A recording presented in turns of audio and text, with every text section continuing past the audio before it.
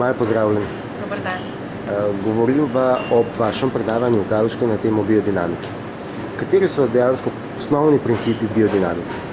Ja, osnovno oziroma temeljno načelo, ki se mogoče res razlikuje od vseh ostalih metod pridelave hrane, se pravi konvencionalne in pa tudi ekološke, je v tem, da je v ozadju biodinamične metode pridelave hrane duhovna znanost, antropozofija, katere temelj je podal dr. Rudolf Steiner na kmetijskem tečaju v Kobrvicu leta 1924.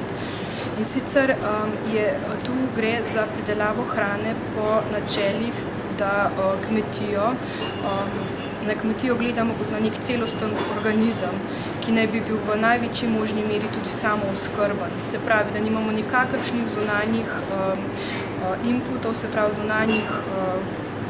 zunanjih vplivov na to, kar se dogaja na kmetiji sami.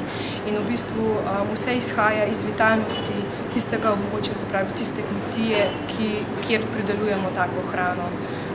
Skratka, to je tista bistvena razlika mogoče med ekološko pa med biodinamično hrano, se pravi, da upoštevamo tudi kozmične učinke, se pravi eterske sile, ki jih taka hrana lahko ima.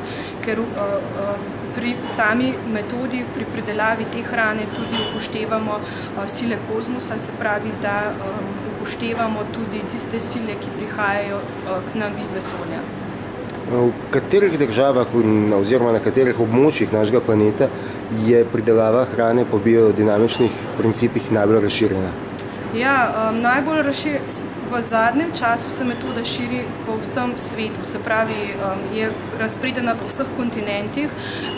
Veliko je zelo močno razširjena v Avstriji, Nemčiji, v Švici, se pravi v evropskih državah, medtem ko se v zadnjih letih močno širi tudi v Indiji. Največji preskok na tem področju je naredila v zadnjem obdobju Indija.